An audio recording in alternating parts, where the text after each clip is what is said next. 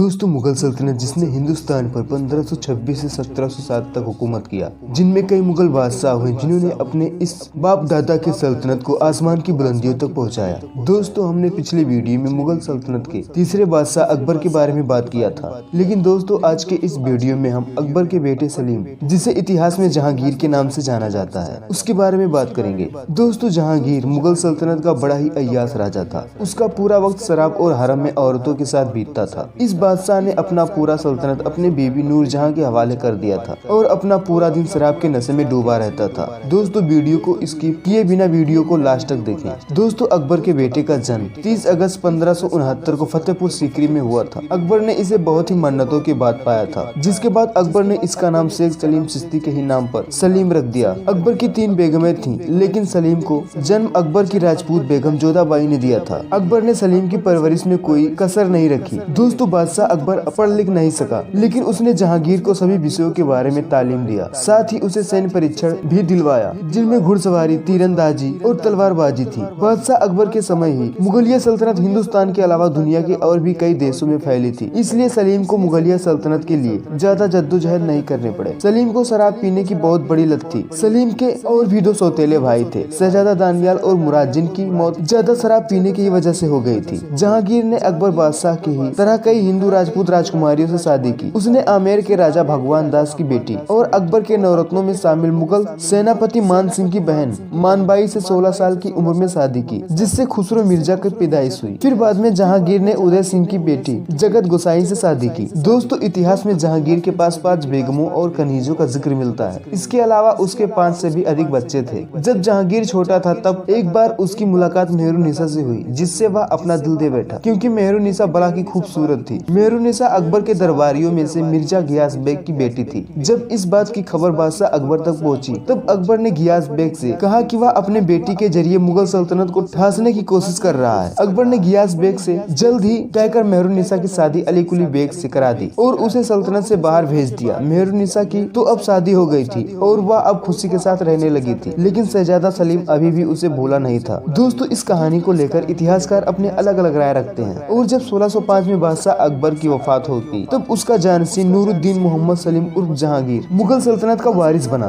बादशाह बनते ही सबसे पहले उसने अपनी मोहब्बत मेहरुनिसा को पाने की कोशिश की और उसने अपना एक लश्कर अली कुली बेग की ओर भेज दिया। जब उन सिपाहियों ने अली कुली से यह बात कहा कि तुम जल्द से जल्द अपनी बेबी मेहरुनिसा को तलाक दे दो और बादशाह जहांगीर अब मेहरुनिसा से शादी करेंगे। इतना सुनने के बाद अली कुली बेग ने उस सैनिक को वहीं मार डाला, लेकिन तादाद में ज्यादा होने की वजह से अली कुली बेग भी मारा गया और सिपाहियों ने नूरजहां को बंदी बनाकर जहांगीर के पास लाया। तब जहांगीर ने मेहरुनिसा से शादी की पेशकश की, लेकिन मेहरुनिसा ने ठुकरा दिया। यही सिलसिला करीब 1 सालों तक चला। फिर बाद में मेहरुनिसा शादी के लिए राजी हो गई। शादी के बाद जहांगीर ने मेहरुनिसा को नूरजहां नाम दिया, जिसका मीनिंग होता है संसार की रोशनी। देखते ही देखते नूरजहां जहांगीर की सभी बेगमों में से उसकी सबसे खास और पसंदीदा बेगम बन गई। शादी के बाद नूरजहां की जिंदगी ही मानो बदल गई। उसने सबसे पहले अपने वालिद और अपने भाई को सबसे पहले मुगल सल्तनत में अच्छे ओहदे के पद दिलवाए था, और जहांगीर अब सल्तनत के कामों को नहीं देखता। सल्तनत की कुल देखभाल अब उसकी बीबी नूरजहां के हाथों में था। देखते ही देखते अब पूरी तरह से मुगल सल्तनत को नूरजहां ने अपने कब्जे में कर लिया था। अब सल्तनत का कोई भी काम होता था तो नूरजहां की ही देखरेख में वो काम होता था। नूरजहां ने अपने नाम के सिक्के भी चलवाए। दोस्तों उस समय नूरजहां दुनिया की ताकतवर औरतों में से एक थी। जहांगीर को शिकार का बहुत शौक था। वह अक्सर शेरों का शिकार किया करता था। एक बार जहांगीर शिकार पर निकला, उसके साथ उसकी बीबी नूरजहां भी थी। तभी एक शेर ने उछलकर जहांगीर के ऊपर हमला कर दिया। शेर जहांगीर को कुछ नुकसान पहुंचा पाता उससे पहले नूरजहां ने उस शेर को वहीं रखे बंदूक से ढेर कर दिया। अब जहांगीर का पूरा वक्त शराब के नशे में ही बीतता था। उसने अपनी आत्मकथा तुझ के जहांगीर में खुद लिखा है कि मैंने अब अपना पूरा सल्तनत अपनी प्यारी बीबी नूरजहां के हवाले कर दिया है। अब मुझे सिर्फ जिंदा रहने के लिए शराब और एक शेर गोश्त की जरूरत है। आखिरकार 1627 में जहांगीर की वफात हो गई। जहांगीर को चित्रकला का बहुत ही शौक था। उसके दौरे हुकूमत मुगल सल्तनत को स्वर्णकाल कहा जाता था, क्योंकि उसने चित्रकला और साहित्य को विशेष महत्व दिया। जहांगीर के समय में लोगों को तुरंत इंसाफ मिलता था। उसने आगरा में 30 फीट की एक लंबी जंजीर बंधवाई थी, जिसमें घंटियां लगी रहती थी। फरियादी उन घंटियों को बजाता था और अपनी फरियाद राजा को सुनाता था। जहांगीर के समय में लोगों को इंसाफ के लिए आज की तरह इधर उधर भटकना नहीं पड़ता था। उनको तुरंत न्याय मिलता था। दोस्तों जहांगीर के बाद उसका बेटा खुर्रम, जिसे शाहजहां के नाम से जाना जाता है, वो मुगल सल्तनत का अगला बादशाह बना। दोस्तों नेक्स्ट वीडियो में हम शाहजहां के बारे में में बात करेंगे। उससे पहले अगर आपको हमारा यह वीडियो पसंद आया हो तो इस वीडियो को एक लाइक करके अपने दोस्तों के साथ एक शेयर कर दीजिए और दोस्तों हमारे इस चैनल को एक सब्सक्राइब करना मत भूलिएगा।